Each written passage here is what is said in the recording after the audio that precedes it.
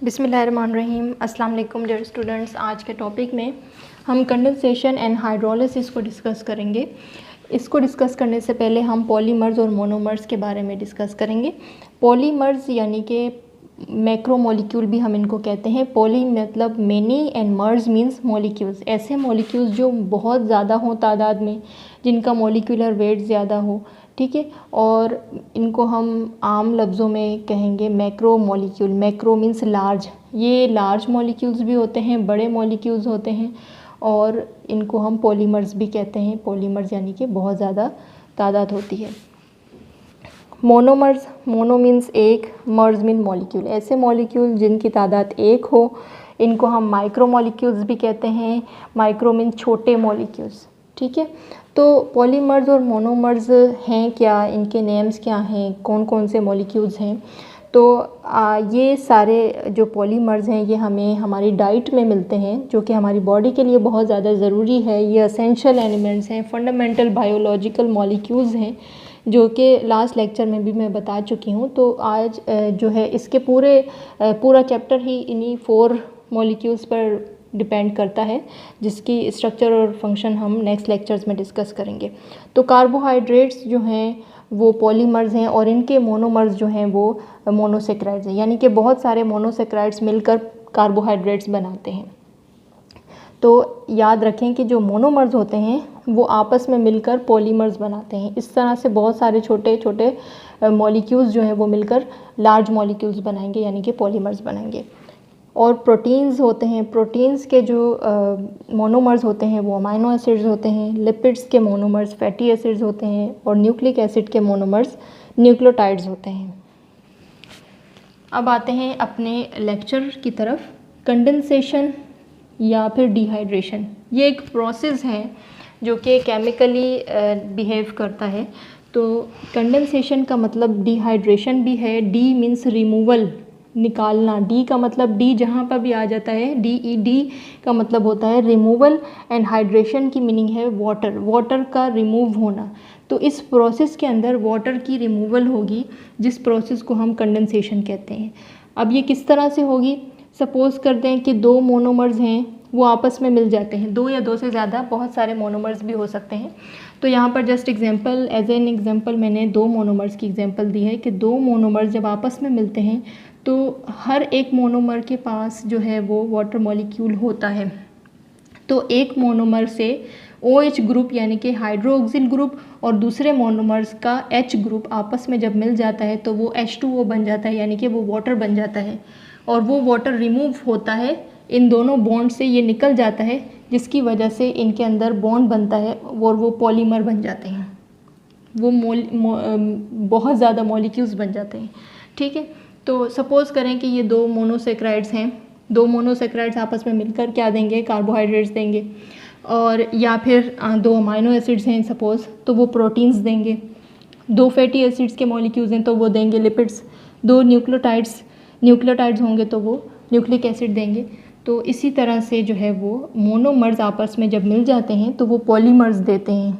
और ये रिएक्शन हमेशा एंजाइम की प्रेजेंस में ही होगा। एंजाइम्स होंगे तो ही ये रिएक्शन हो सकते हैं, अदरवाइज़ ये रिएक्शन नहीं होंगे। और एंजाइम्स जो हैं वो रिएक्शन को स्पीड अप करने में हेल्प करते हैं। तो इस तरह से होता रहेगा, और इस तरह से बहुत सारे पॉलीमर्स बनते रहेंगे जब जब मोनोमर्स आपस में मिलेंगे। हाइड्रोलिसिस, हाइड्रोलिसिस यानी कि hydro means water and lysis means टूटना। इसको हम कॉमनली हाइड्रेशन भी कहते हैं। हाइड्रेशन यानी कि एडिशन ऑफ वाटर होगी। ये बिल्कुल ही रिवर्स है कंडेंसेशन से। कंडेंसेशन में रिमूवल ऑफ वाटर हो रही थी, और इसके अंदर एडिशन ऑफ वाटर हो रही है। जब वाटर मॉलिक्यूल ऐड होगा पॉलीमर के अंदर, और याद रहे इस वाले रिएक्शन में मोनोमर्स मिलकर पॉलीमर बना रहे थे, और ये इस वाले रिएक्शन में पॉलीमर्स टूट कर मोनोमर्स बनाएंगे। जब पॉलीमर्स टूटेंगे तो वो जो वाटर मॉलिक्यूल है उसके साथ ऐड होगा। जब जब वाटर मॉलिक्यूल पॉलीमर्स के साथ ऐड होता है तो ही वो मोनोमर्स बन सकते हैं, अदरवाइज़ मोनोमर्स नहीं बन सकते। मोनोमर्स को बनने के लिए वाटर की नीड होगी, तो वाटर का मॉलिक्यूल जब ऐड होगा पॉलीमर्स के अंदर तो वो मोनोमर्स बनाएंगे। ये एक मोनोमर है, ये दूसरा, ये तीसरा, ये चौथा, ये 4 पॉलीमर्स के मॉलिक्यूल्स थे और ये टूटकर 4 मोनोमर्स में डिस्ट्रीब्यूट हो गए हैं। और यहाँ पर ये OH ग्रुप यानी कि हाइड्रोक्सिल ग्रुप है और ये एक हाइड्रोजन है और एक OH ग्रुप है दूसरे मोनोमर का, तो ये इस तरह से वाटर मॉलिक्यूल बन गया। ये एक मोनोमर का H ग्रुप है और दूसरे ये मोनोमर का OH ग्रुप है जो कि वाटर बना रहा है। सेम इसी तरह कि ये 2 मोनोमर्स के बीच में हाइड्रोक्सिल ग्रुप और H ग्रुप जो है वो आपस में मिलकर वाटर बना रहे थे, सेम इसी तरह ये जो है वो वाटर मॉलिक्यूल बना रहे हैं। इट मीन्स कि ये मोनोमर्स हैं। ये जो हाइड्रोलाइसिस का रिएक्शन होता है ये हमेशा याद रहे कि ये डाइजेशन रिएक्शन के अंदर लाजमी होगा।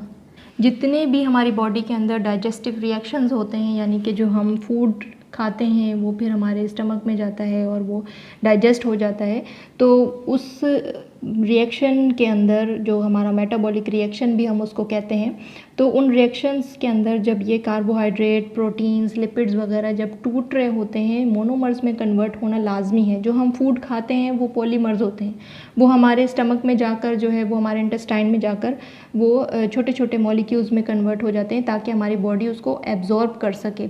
तो इस तरह से जो कार्बोहाइड्रेट्स होंगे उनके लिए ये एंजाइम्स होंगे कार्बोहाइड्रेट्स ASE, जिसके लास्ट में ASE यानी कि सफिक्स में ASE आ जाता है, इट मीन्स कि ये एंजाइम है। ठीक है, तो कार्बोहाइड्रेट्स जो होंगे ये कार्बोहाइड्रेट्स को हाइड्रोलाइज करेंगे यानी कि तोड़ेंगे छोटे छोटे मोनोसेक्राइड्स में। प्रोटीएज जो है वो ऐसे एंजाइम्स होंगे जो कि प्रोटीन को हाइड्रोलाइज करेंगे इनटू अमाइनो एसिड्स, छोटे छोटे अमाइनो एसिड्स के टुकड़ों में उनको मोनोमर्स में कन्वर्ट करेंगे। और लाइपेज जो है वो लिपिड को ब्रेक डाउन करेंगे, लिपिड्स की, इनटू फैटी एसिड्स। और न्यूक्लियोटाइडेज एंजाइम जो होंगे वो न्यूक्लियोटाइड्स को ब्रेक डाउन करेंगे, उनकी हाइड्रोलिसिस करेंगे इनटू न्यूक्लियोटाइड्स, न्यूक्लिक एसिड्स की न्यूक्लियोटाइड्स के अंदर कन्वर्जन करेंगे।